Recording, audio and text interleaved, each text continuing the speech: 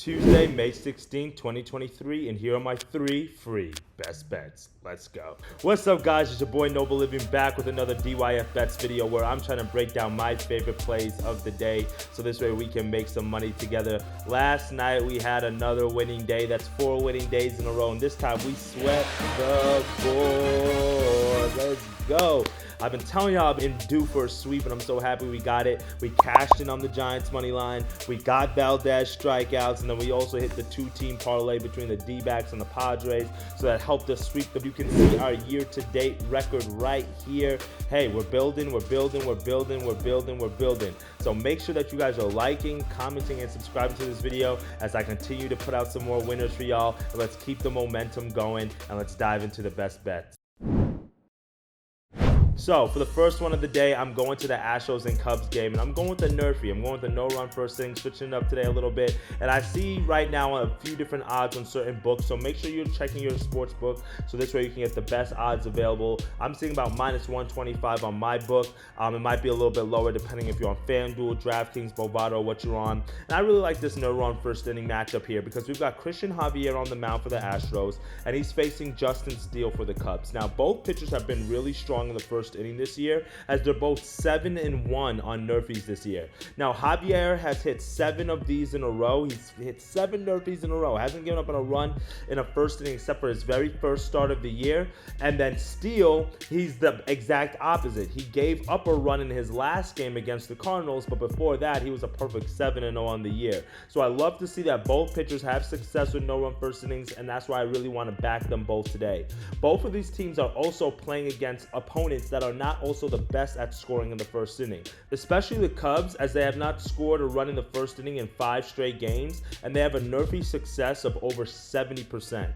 On the other side, the Astros, their success percentage on Nerfies is a little bit lower, as it's hovering around 66%, but I really like our chances here to get 6 quick outs. Steele, that is the one of the 2 pitchers that worries me a little bit more, but he is 6-0 on the year. He has a 1.82 ERA. He doesn't give up a lot of walks and free base runners, and he shows that he can miss or bat or 2. He has a solid strikeout numbers as well. So because of those reasons, I really like our chances here to get 6 quick outs. So let's sweat it and let's cash in on the no-run first inning.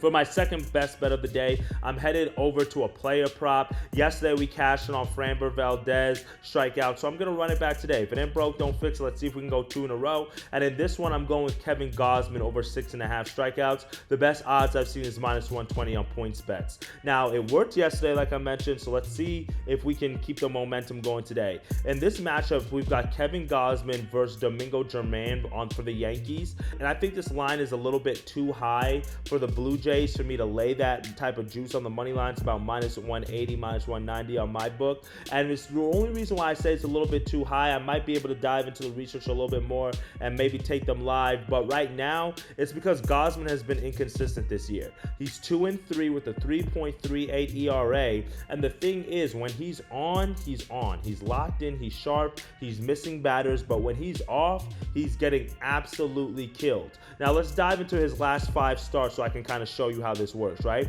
In his last start against the Phillies, he went 6 innings, 3 hits, no earned runs, right? In the start before that, he played the Red Sox. He only went 3 innings, and he gave up 10 hits and 8 earned runs, 1 home run. The game before that against Seattle, 7 innings, no runs. Game before that, the Yankees, 7 innings, no run. And then the game before that, Houston, 4 2/3 innings, 7 hits, 8 runs. So you can kind of see, like, when he's on, he's shutting out these teams. He's going late into ball games. But when he's off, he's out of there in 2-3 innings, giving up 7-8 runs. And it's really hard to handicap a pitcher who's kind of inconsistent like that, especially against a Yankees lineup who's been hitting the ball well lately. So because of that, I really need to depend on the thing that I know Gausman does best, and that is strike out batters. He's been really consistent in his strikeouts, especially if he's not getting pulled from the game, right? In his last 3 outings that I told you about, of the 3 of the 5 where he had shutouts, he had 9 strikeouts, he had 13 strikeouts, and he had 11 strikeouts.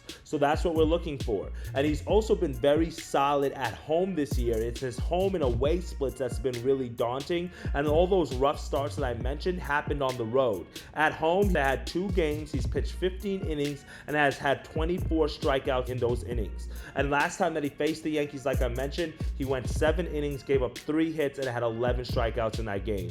So because of all those reasons, I really like Kevin Gausman to get the strikeouts today. And when you dive into the numbers a little bit more, you do realize that the Yankees are in the top of the league in terms of strikeouts per game. But I also think this is due to the fact that a lot of their power hitters has missed a lot of time. We've had Aaron Judge who's missed time. We've had Stanton miss time. We've had Rizzo miss time. But now Rizzo's back, Judge is back. So I'm expecting some of those strikeout numbers to go up as the power hitters get back into the lineup and the regression starts to happen. So Aaron Judge does hit a lot of home runs, but he also does strike out a lot as well. Because of that, I think this is a good spot for Gausman to miss a few bats, especially because the Yankees have been hitting it hard and hitting a lot of home runs. So I expect a lot of strikeouts here today. He's been strong at home. So let's go with Kevin Gausman over 6.5 strikeouts as our second best bet of the day.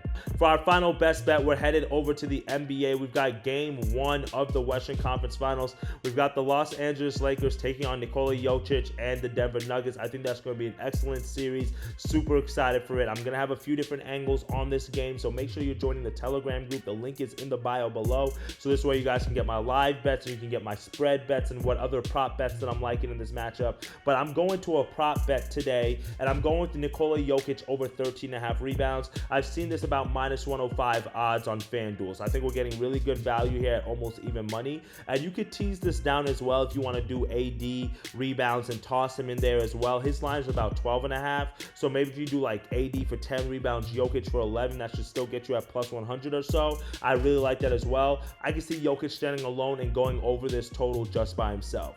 And the thing that I've noticed about the Nuggets so far in these playoffs is they're trying to set the tone in the first game of the series. They have home court advantage in these series, and they really want to make sure they're defending the home court well. In the first game of each series of these playoffs, Jokic has come out strong. In the first matchup against the Timberwolves, he had 14 rebounds. In the game 1 against the Suns, he had 19 rebounds, right? And I really like to see that, and I think that we should see something very similar today. In 4 matchups against the Lakers this year, he has been grabbing rebounds. He grabbed 13 rebounds, he grabbed 14 rebounds, he grabbed 11, and he grabbed 11. So he has hooked once, he has gone over once, and he missed twice. But the thing that I really like is in the playoffs, defense is a little bit more aggressive, scoring is a little bit more of a premium. So because of that, I'm expecting a lot more missed shots and a lot more rebound opportunities. Yes, the total is high in this game at about 220 or so, but I do expect these teams to play defense, and I do think that the Lakers are going to play a little bit of a slower pace here. I do believe that 1, the altitude is going to affect this team. 1, they're older. 2, they're dealing with injuries. But 3, they understand that they can't run and gun with some of these younger teams. They slowed it down against the Warriors. They slowed it down against the Grizzlies, and I expect them to do the same thing today, or at least during this series against the Nuggets. And a slower pace of play means more missed shots, and then Jokic is there to grab those rebounds. And then not to mention that AD as well is going to get his touches. He's going to bang down low with Jokic. So because of that, I think there's going to be some opportunities for him to grab a few putbacks around the rim or grab a few like missed hooks by AD around the rim. So the opportunity for Jokic to be able to grab rebounds is definitely going to be there, and I think that he has the opportunity to set the tone in this matchup. The 2-time MVP really has a chance to set a statement at home today during this matchup. And another thing that I was taking a look at, and if you're looking at the spread as well for this game, the Nuggets are an incredible 40-7 straight up at home this season, including going 30-16-1 against the spread. They're 6-0 straight up at home this playoffs, including 5-1 against the spread. So if the Nuggets are going to win this game, it's going to happen on the back of Jokic or just a huge breakout performance from Murray or one of the other role players. But you know Jokic is going to be involved in some form of capacity. So because of that, I like his rebounds in this matchup. That sets them up for a really strong chance for them to win. So give me Nikola Jokic over 13.5 rebounds at a really good value price here. Well, that's it for me today, my friends. Those are my 3 best bets of the day. I really like all these matchups. Hopefully, we can go back-to-back with sweeping days here. We are 4 days in a row of winning days on the picks here on YouTube. So hopefully, I can make it 5 days in a row. We can keep the momentum going. We can keep building our bankroll. We can keep stacking some winners together. And as always, I'd love to hear some of the plays that you guys are taking. And if you've been grabbing value from these videos, you've been enjoying them, please like this channel. Please subscribe to it and share it with somebody. Went over our numbers from this past week. We did reach our most views in a week that we have, so we've been growing. So I appreciate the support, and we're looking to continue to run it up as we try to make some money together. As always, dictate your fate, and let's get to it. Later, guys.